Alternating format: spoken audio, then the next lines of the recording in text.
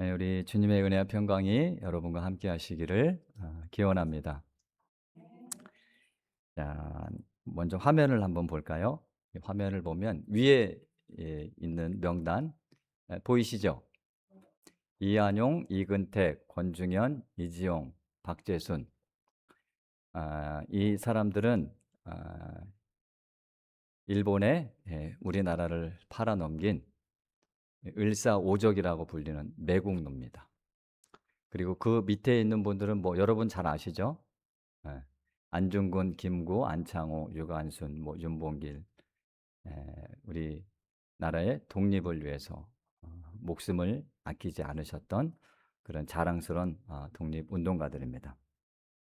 자, 만약 일제 강점기 당시 이 매국노들하고 독립운동가가 한 자리에 모였다면 어떤 일이 일어났을까요? 네. 뭐 상상하기도 어렵죠. 둘 중 하나는 목숨을 잃게 되는 그런 유혈 사태가 일어날 수도 있을 겁니다. 자, 이 사람들이 한 공간에 모여서 뭐 식사를 하거나 또 웃으면서 담소를 나누는 일은 거의 불가능한 일이죠. 자, 그런데 놀랍게도 이처럼 절대 섞일 수 없는 상극의 두 사람이요, 3년 동안 같이 먹고 동고 동락했던 그런 공동체가 있습니다. 자, 그게 바로 예수님의 공동체였어요.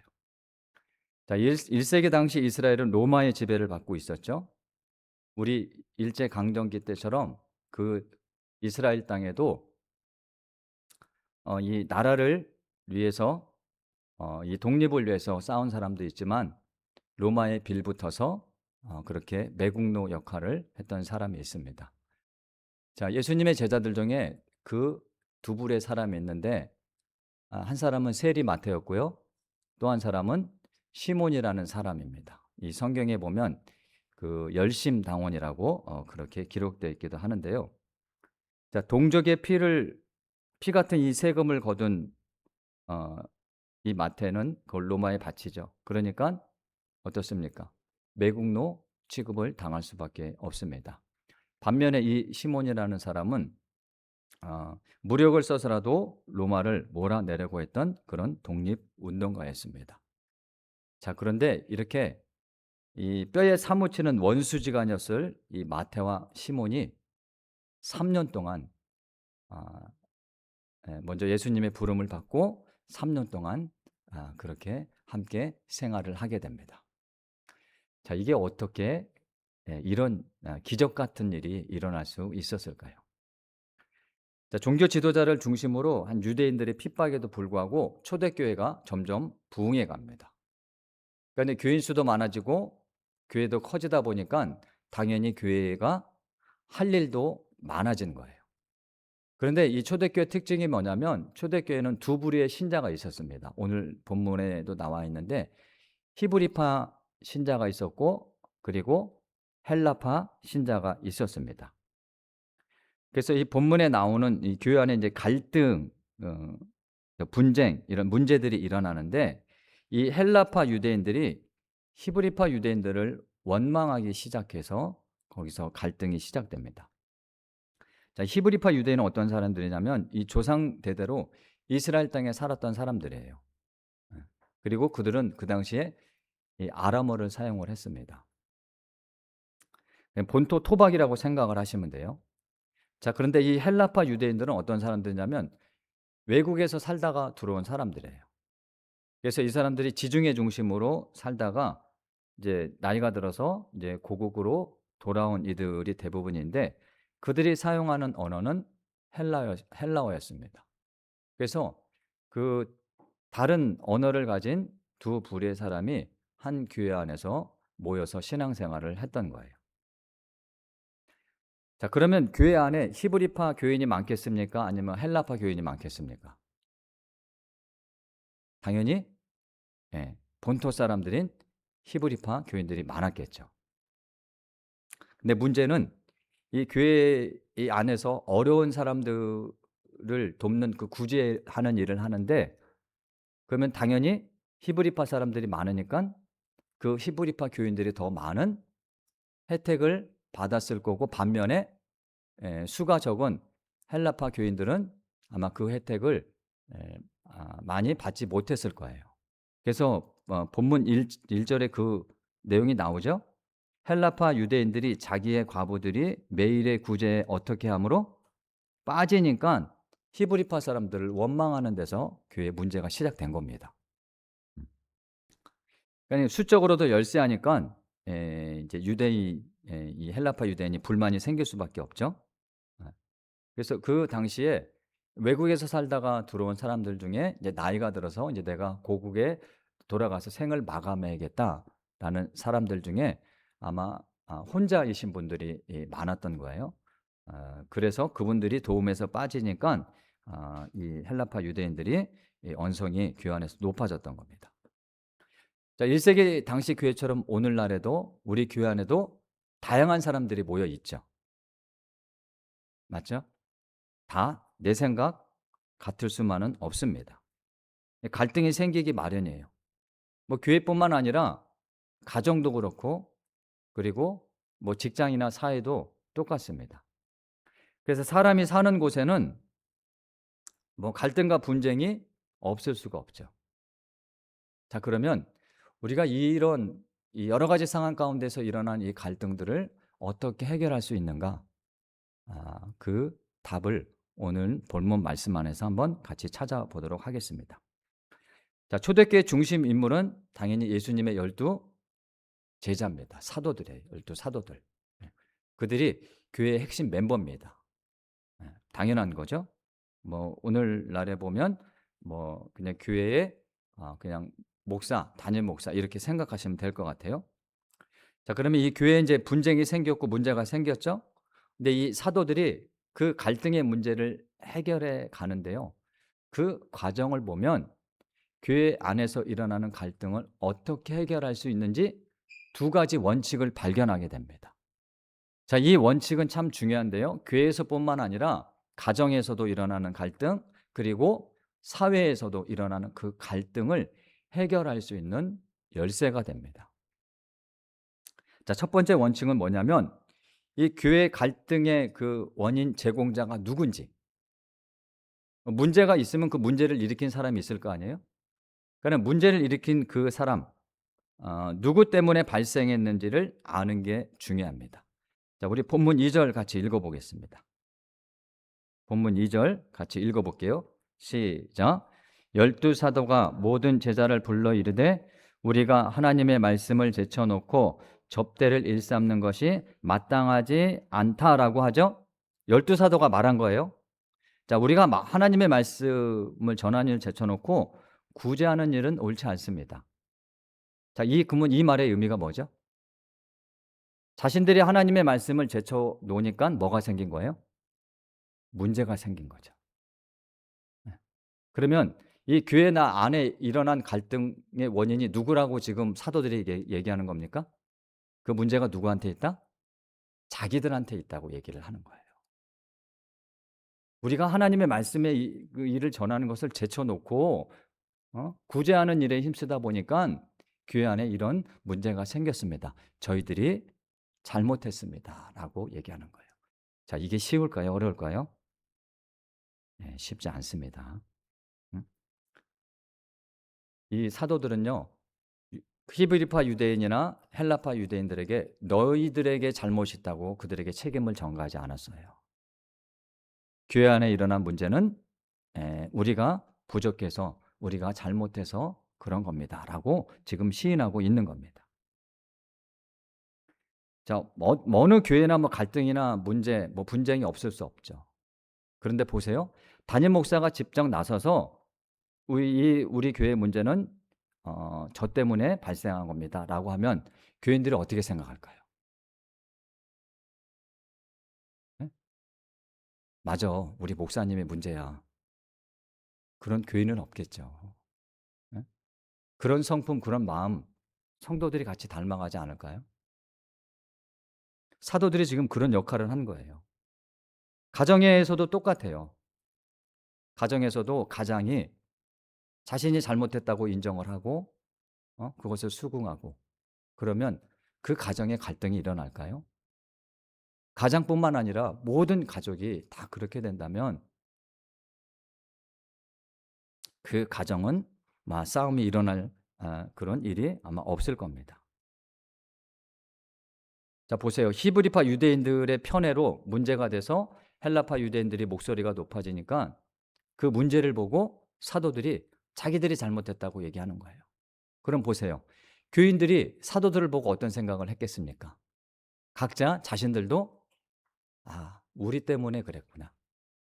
히브리파 유대인들도 그랬을 거고 헬라파 교인들도 아마 우리가 좀 참고 좀 더 얘기를 할 걸, 서로 아마 이런 마음을 가질 수 있었다는 거죠. 그래서 현재 교회 내 갈등이 12명 사도들 자신들에게 있다. 우리에게 있다. 그래서 구제하는 일을 담당할 수 있는 사람을 뽑읍시다라고 제안을 해요. 12명의 사도가. 자, 그런데 이 사도들이요, 그 7명을 자신들이 뽑지 않습니다. 뽑지 않고 교인들한테 뽑으라고 얘기를 해요. 자, 오늘 우리 한국 교회를 보면 담임 목사의 권한이 너무 큽니다. 교회 재정도 쥐락펴락하죠. 그리고 임원, 직분자 세우는 일도 대부분 권한이 담임 목사에게 있어요. 그러니까 이 담임 목사 한 사람에게 그 권한이 너무 편중돼 있다 보니까 교회 내 갈등과 분쟁이 없을 수가 없는 겁니다. 초대교회는 그렇지 않았다는 거예요. 자, 교회 재정을 맡은 일은 아주 중요한 일이죠. 근데 사도들이 그걸 내려놓습니다. 그리고 담당할 수 있는 사람을 교인들한테 직접 뽑으라고 얘기를 해요. 자, 그런데 어떤 사람을 뽑아야 되는지 그 기준은 사도들이 정해줬습니다. 자, 그 기준이 본문 3절에 나와 있어요.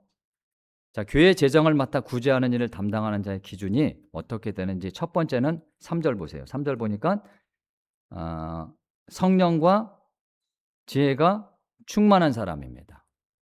성령과 지혜가 충만한 사람. 자, 이건 믿음의 영역이에요. 맞죠?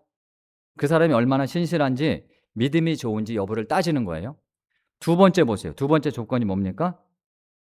칭찬받는 사람입니다. 자, 이건 믿음이 아니라 삶의 영역이에요.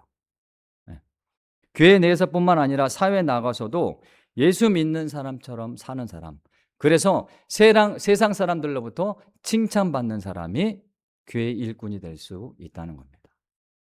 믿음은 말할 것도 없고요. 어디 가서도 칭찬받는 사람이 교회 일꾼이 되어야 한다는 거예요. 모세가 이 백성들이 많다 보니까 그들 가운데서도 싸움이 있고 다툼이 있고 분쟁이 있을 거 아니에요. 그래서 이 모세가 그거를 하루 종일 재판을 합니다. 누가 잘했고 누가 잘못했고. 근데 혼자 하다 보니까 지치는 거야. 그리고 자기 순서를 기다리고 있는 백성들도 똑같이 지치는 거죠. 그래서 그것을 보다가 장인 이드로가 이런 제안을 합니다. 내가 혼자 다 할 수 없다. 이건 무리다. 그러니까 백성들 중에서 능력 있는 사람을 뽑아서 너가 1000부장, 100부장, 50부장, 10부장을 세워놓고 그들과 너가 하는 일을 분담해서 그렇게 재판을 해라. 그러면 수월할 거다라고 제안을 하죠. 그래서 이 모세가 장인의 말을 듣고 그렇게 능력 있는 사람을 백성들 가운데 선출하는데, 자, 여기서 말하는 능력 있는 사람, 그 능력 있는 사람의 기준이 뭔지 우리 출애굽기 18장으로 가서 한번 찾아봅시다. 자, 출애굽기 18장 한번 보세요.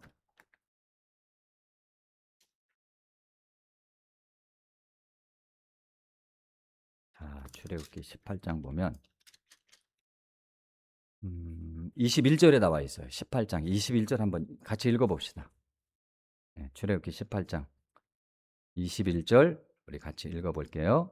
21절 시작. 너는 또 온 백성 가운데서 능력 있는 사람들 곧 하나님을 두려워하며 진실하며 불의한 이익을 미워하는 자를 살펴서 백성 위에 세워 천부장과 백부장과 50부장과 10부장을 삼아라 세워라 라고 얘기를 하죠.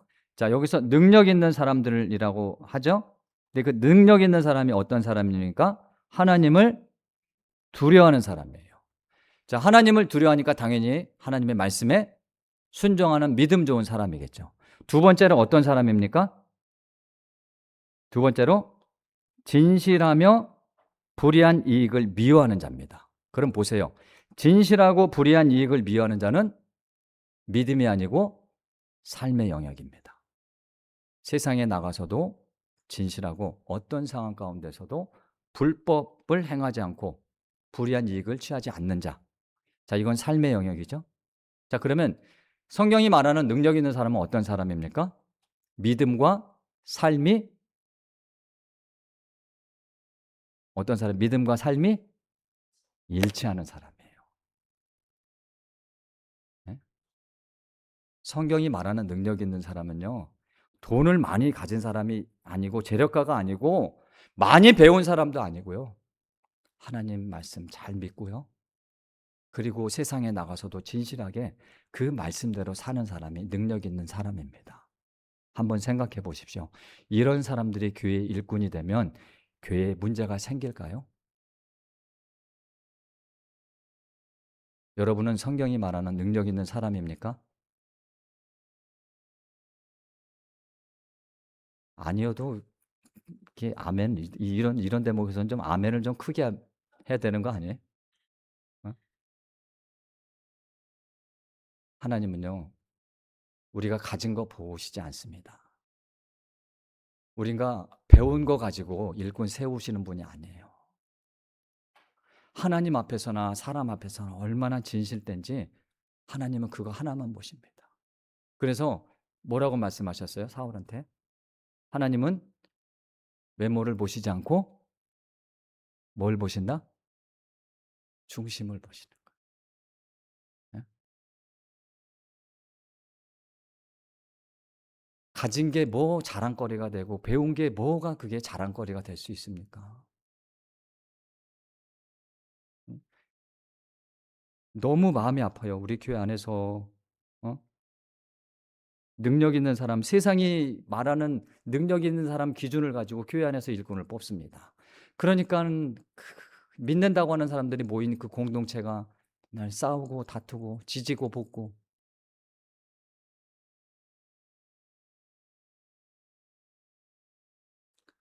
그리스도인의 진가는요, 교회에서 나타나지 않습니다. 교회는 누구나 다 믿음 좋아 보여요. 믿는 사람들의 진가는 세상에 나갔을 때 나타나는 겁니다. 가정에서, 직장에서, 이 사회에서 내가 제대로 예수 믿는 사람 살 때 거기서 진가가 나타나는 거예요. 자, 그래서 우리 사도행전 본문 4절을 봅시다.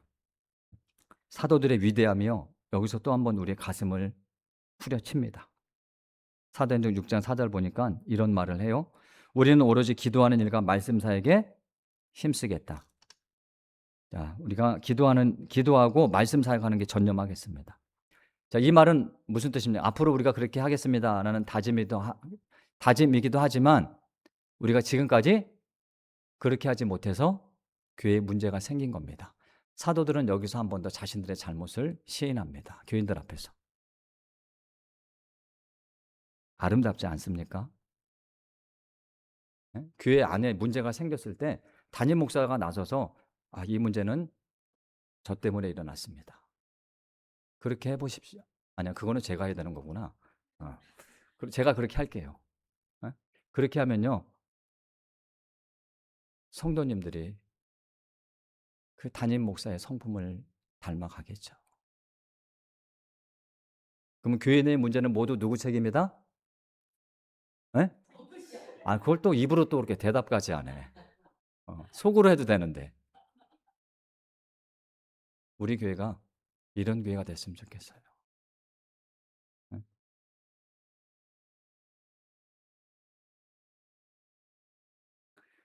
그래서 여기서 사도들이 다시 한번 자신들의 잘못을 인정하니까요, 자, 이 신자들이 그 일을 어떻게 받아들이는지 볼까요? 5절 앞부분 보세요. 5절 앞부분.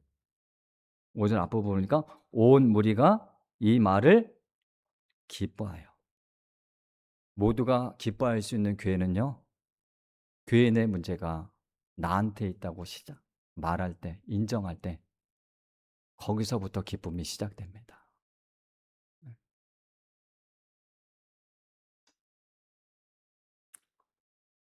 그래서 이 사도들의 제안을 받아들여서 7명의 집사를, 아니 그 일꾼을 선택하죠. 이게 본문 5 절에 그 사람들의 이름이 나왔는데 우리 이름만 같이 읽어 볼까요? 누가 뽑혔는지?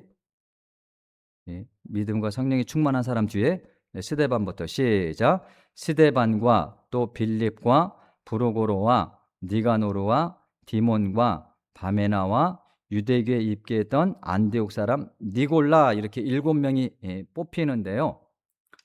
자, 우리는 이 7명의 이름을 통해서 교회 내에 일어난 그 갈등을 해결할 수 있는 두 번째 원칙을 찾아냅니다.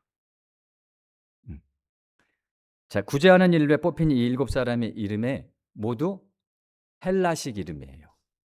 자, 그럼 헬라식 이름이라는 것은 누구일 가능성이 높은 겁니까? 헬라파, 아, 유대인일 가능성이 높은 거예요. 물론 히브리파 유대인이면서 헬라식 이름을 쓴 사람들이 그 당시 교회 안에 있기도 했습니다. 자, 그런데 이 7명 모두가 헬라식 이름이라는 거예요. 그러면 대부분 헬라파 유대인일 그런 가능성이 높다는 거죠. 자, 교회 안에 재정을 맡은 일은 참 중요한 일입니다. 그런데 그 일에 히브리파 유대인은 단 한 명도 들어가지 않습니다. 더 놀라운 것은 초대교회는요, 이 당시 교회는 히브리파 유대인이 월등히 많았어요. 그럼에도 불구하고 그 중직의 자리에 헬라파 유대인들만 앉게 됩니다. 자, 그렇다면 이런 결과가 나오려면 어떻게 해야 돼요? 히브리파 유대인, 그 히브리파 교인이 많은 교회에서 헬라파 교인만 중직에 앉은 거예요. 그러면 이런 결과가 나오려면 어떻게 하면 돼요? 히브리파 유대인이 헬라파 교인에게 그 자리를 양보하면 되는 거죠.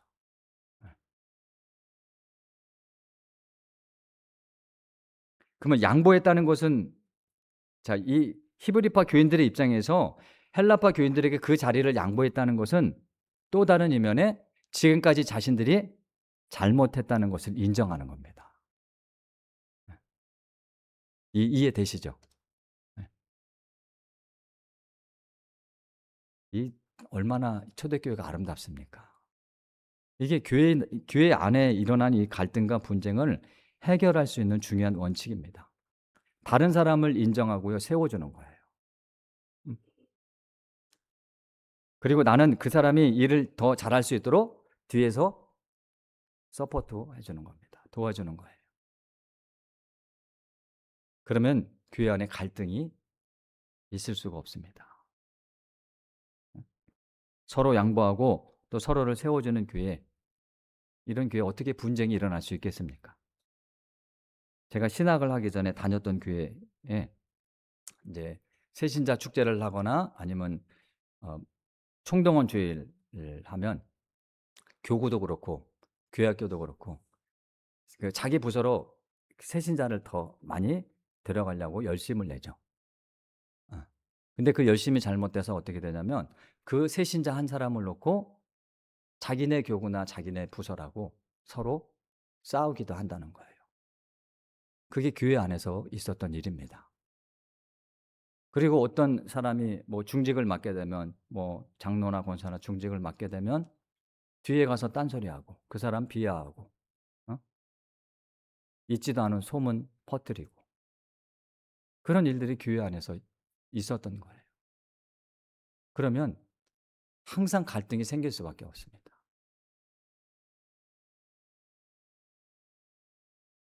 교회 내 갈등의 원인은 무엇보다 목사에게 있고 장로에게 있고 권사에게 있고 집사에게 있고 직분자에게 있다고 각자 자신들이 그렇게 인정하고 시인하면요, 교회 안에서는 문제가 일어날 그런 일이 없다는 거예요. 또한 자신보다 그 다른 사람이 더 일을 잘할 수 있다고 인정해 주고 그 사람을 세워 준다면 얼마나 이 교회가 아름답습니까?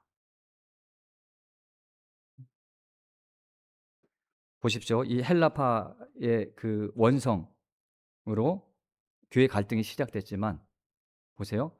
사도들이 자기들이 잘못됐다고 인정했고 그리고 이 히브리파 교인들은 그 중직을 헬라파 교인들에게 다 양보합니다.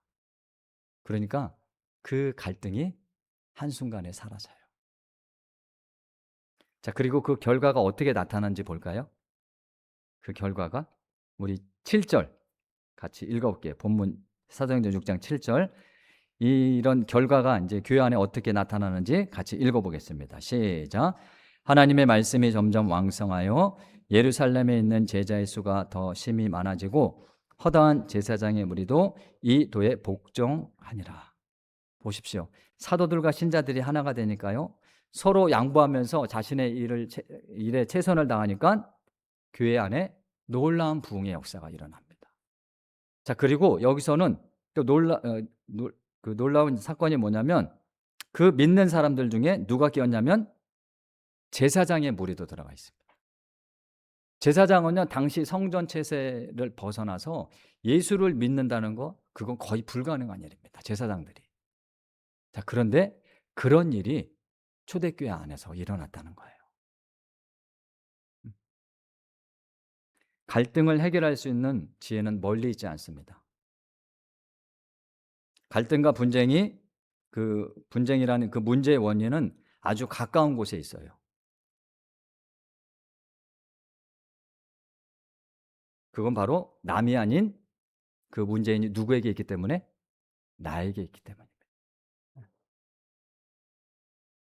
교회나 가정에서 그 갈등의 원인이 자신이라고 인정한다면 그 교회나 가정은 이전보다 더 화합하게 될 거고요. 행복하고 아름다운 교회와 가정이 될 줄을 믿습니다. 여기에 하나 더해서 다른 사람을 세워주는 거예요. 네? 당신이 더 잘할 수 있습니다. 그리고 보이지 않는 곳에서 그 사람을 도와주는 거죠. 한국 기독교 역사에 이 초대교회의 모습을 그대로 재현해낸 교회가 있습니다. 전북 김제의 금산교회라는 교회가 있는데 1900년대 초에 있었던 일이에요. 1900년대 초만 해도 우리나라는 그 신분제도가 있었죠. 양반, 머슴 이런 게 아직 남아 있었던 그런 시대입니다. 그래서 이 금산교회에 그 지역의 최고 부자였던 조덕삼이라는 사람이 있어요. 이 조덕삼이라는 사람하고 그 집에서 머슴으로 지냈던 이자익이라는 사람이 있습니다. 근데 이 두 사람이 이 주인과 머슴이 한 교회 안에서 신앙생활을 해요. 이 금산교회에서. 근데 이 교회 그 교회가 이제 교인들이 많아지다 보니까 이제 장로를 세워야 되는 거야. 그래서 교인들이 투표를 했어요.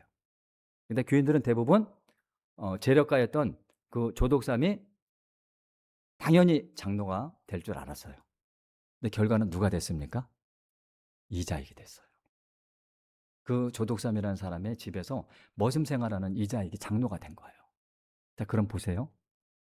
자, 이게 이렇게 되면 교회 안에 이제 문제가 생길 수가 있습니다. 이 재력간 이 조독삼이 들고 일어서면 걷잡을 수 없는 갈등이 일어날 수 있는 상황이에요. 근데 이 사람이 교인들 앞에 나가서 이렇게 얘기를 합니다. 우리 금산교회 교인들 참 훌륭합니다. 저는 하나님의 뜻을 받들어서 하나님의 말씀에 순종해서 이자익 장로님을 잘 섬기도록 하겠습니다. 그리고 집에 가서는 머슴이죠. 그 사람이 머슴이지만 교회에 오면요, 교회 안에서 장로님으로 아주 깍듯이 섬겼다고 해요. 그리고 이자익이라는 이분이 나중에 신학을 공부를 합니다. 그래서 이 조독삼이라는 분이 이분도 나중에 장로가 되긴 해요. 그분이 공부할 수 있도록 끝까지 다 지원을 해줘요. 그리고 이 조독삼 장로님이 어떻게 하냐면 그 이자익이라는 분을 금산교회로 담임 목사님을 모시고 평생 섬깁니다. 이게 우리나라 교회에 있었던 일이에요. 한번 생각해 보십시오. 말이 그렇지 이게 쉬운 일입니까? 예. 이게 교회에 있었던 일입니다. 초대교회에 있었던 일이 우리나라 교회에서 그 전북 김제에 있는 금산교회에서 똑같이 있었던 거예요. 그럼 이 금산교회는 아마 이 사도행전의 이 교회를 세우려고 했던 것 같아요. 히브리파 유대인들이 자기들의 수가 많음에도 불구하고 헬라파 유대인들에게 그 모든 중직을 양보했던 것처럼 이 조독삼 장로님이 그렇게 자신의 집에서 종으로 부렸던 그 사람을 장로님으로 세워주고, 그리고 다시 담임 목사님으로 청빙하고 평생 그분을 섬기는 삶을 살았다는 겁니다.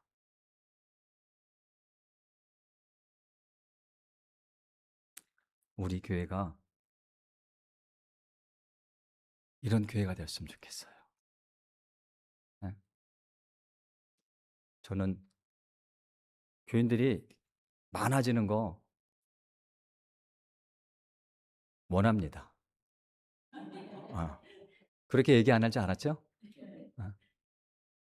적어도요, 아무리 수가 적어도 성경이 말하는 이런 교회, 초대교회와 같은 교회, 조덕삼 장로님이 섬기셨던 그 금산교회 같은 교회를 세워갔으면 좋겠어요. 믿습니까? 네. 오늘 우리에게 주신 이 말씀 가슴에 새기고요. 우리가 어떤 교회를 세워가야 할지, 그리고 어떤 가정을 세워가야 할지, 모든 문제의 원인은 나라고 시인하면서 인정할 때 거기서부터 시작된다는 믿음을 갖고 하나님이 기뻐하시는 교회, 또 하나님이 사랑하시는 그런 가정을 세워가는 우리 귀한 수복록회 성도님들 다 되시기를 주님의 이름으로 축원합니다.